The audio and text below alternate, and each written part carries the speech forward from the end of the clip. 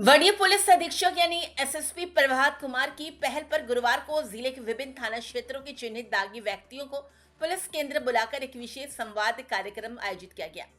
कार्यक्रम का उद्देश्य अपराध की दुनिया से जुड़े लोगों को मुख्य धारा में लौटने के लिए प्रेरित करना और उन्हें सुधार का अवसर प्रदान करना था। इस दौरान सिटी एसपी ऋत्विक श्रीवास्तव, ग्रामीण एसपी एस मोहम्मद याकूब समेत कई पुलिस पदाधिकारी उपस्थित रहे। कार्यक्रम को संबोधित करते हुए एसएसपी प्रभात कुमार ने कहा कि प्रत्येक व्यक्ति के पास अपने भविष्य को बदलने का अवसर होता है। उन्होंने दागी व्यक्तियों से अपराध का रास्ता छोड़कर कानून का पालन करने और समाज की मुख्य धारा से जुड़ने की अपील की। उन्होंने कहा कि धनबाद पुलिस की ये पहल केवल कार्रवाई तक सीमित नहीं है, बल्कि ऐसे लोगों को नया जीवन शुरू करने का अवसर देने की दिशा में एक सकारात्मक प्रयास है। एसएसपी ने बताया कि जिन लोगों का नाम भूलवश दागियों की सूची में शामिल हो गया है या जो लंबे समय से अपराध से दूर रहकर सामान्य जीवन व्यतीत कर रहे हैं, वे अपने संबंधित थाना प्रभारी को लिखित आवेदन देकर सूची से नाम हटाने का अनुरोध कर सकते हैं। पुलिस जांच के बाद यदि वे निर्धारित मानकों पर खरे उतरते हैं तो नियम अनुसार उनका नाम दागियों की सूची से हटा दिया जाएगा। उन्होंने स्पष्ट चेतावनी दी है कि भविष्य में यदि कोई दागी व्यक्ति दोबारा आपराधिक गतिविधियों में संलिप्त पाया गया तो उसके विरुद्ध पहले से अधिक कठोर कानूनी कार्रवाई की जाएगी।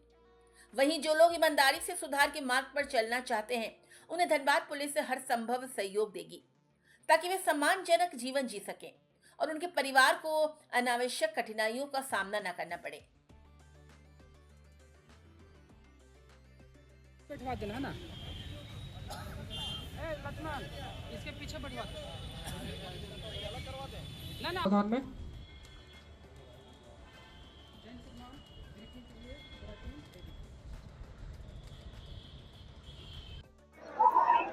ये धनबाद जिला के सभी थानों में दागियों की सूची होती है और जो जिस भी आदमी को, जिस भी अपराधी को दागी की सूची में रखा जाता है, उसकी एक प्रक्रिया है। उस प्रक्रिया के आधार पे, उसके उस रिकॉर्ड के आधार पे, उसका क्रिमिनल हिस्ट्री के आधार पे उसको दागी की सूची में रखा जाता है। तो एज पर मैनुअल दागियों का परेड थाना लेवल पे होता है, अनुमंडल लेवल पे होता है, डिस्ट्रिक्ट लेवल पे भी कराया जाता है, बट पहले कभी ऐसा हुआ नहीं था। आज हम लोग पूरे जिला से सभी दागियों को बुला करके, और जैसा आपने सुना भी होगा कि हमारे दोनों एसपी साहब, सिटी साहब, ग्रामीण साहब, वो दोनों भी ब्रीफिंग किए, मैं खुद भी ब्रीफिंग किया और सबसे पहले उनको मैंने बताया कि दागी की सूची में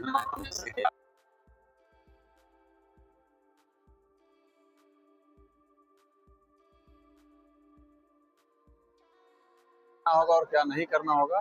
और ये सब का मूल मकसद है अपराध पर नियंत्रण रखना, विधि व्यवस्था पर नियंत्रण रखना। और ये प्रिवेंटिव जो हम लोग का एक कोर ड्यूटी पुलिस की होती है कि प्रिवेंशन ऑफ क्राइम, और जब क्राइम कभी घटना घट जाती है तो उसको डिटेक्ट करना। तो ये प्रिवेंटिव तरीका है। हम लोग अब इस लेवल पर आ गए हैं कि हम लोग क्राइम को होने से पहले ही रोकने में बहुत बार सफल हो रहे हैं और हम लोग का पूरा प्रयास है कि किसी भी क्राइम को होने से पहले ही रोक लेना है। उसी कड़ी में कार्रवाई हो रही है और बहुत सारे लोग आज अनुपस्थित रहे हैं, उनको भी बुला करके किया जाएगा। और सभी थाना प्रभारी को, सभी डीएसपी साहब लोगों को निर्देश दिया गया है कि ये निरंतर अंतराल पे थाना लेवल पे और अनुमंडल स्तर पर इसको लगातार कराते रहेंगे।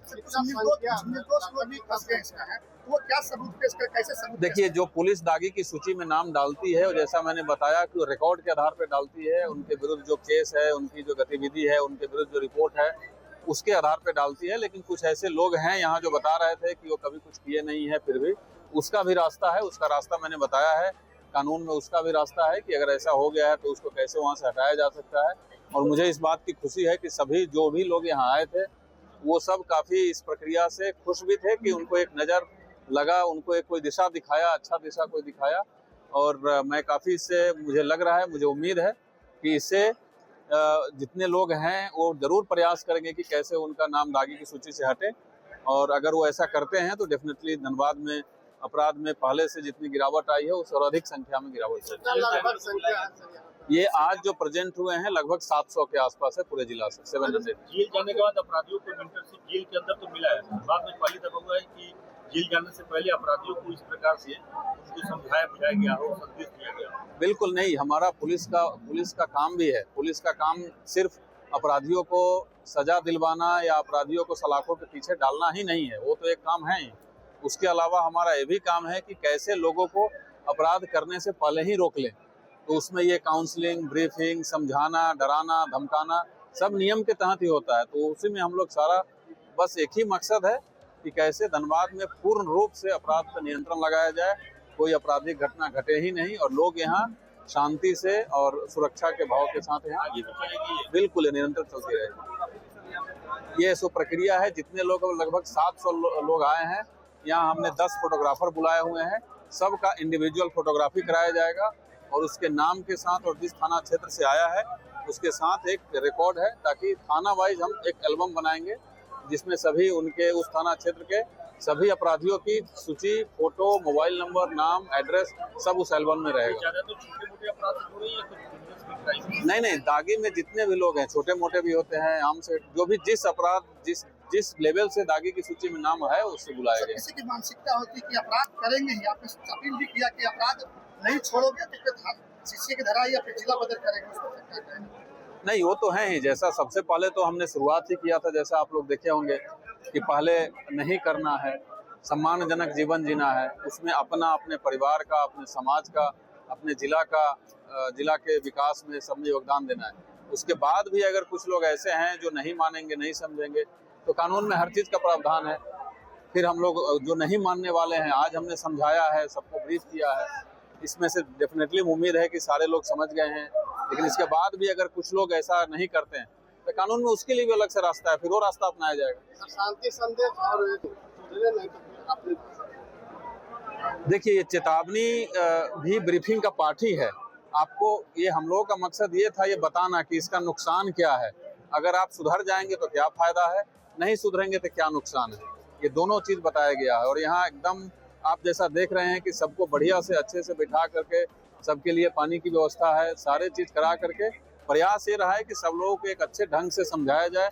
इससे 2-3 फायदा है। एक, क्राइम कंट्रोल होगा, लोग और पब्लिक और पुलिस के बीच जो गैप है वो भी थोड़ी सी गैप कम होगी और हमारा धनबाद कंप्लीट जो हम लोग का मकसद है कि अपराध नहीं हो बिल्कुल, उस दिशा में हम लोग प्रयास कर रहे हैं लगातार।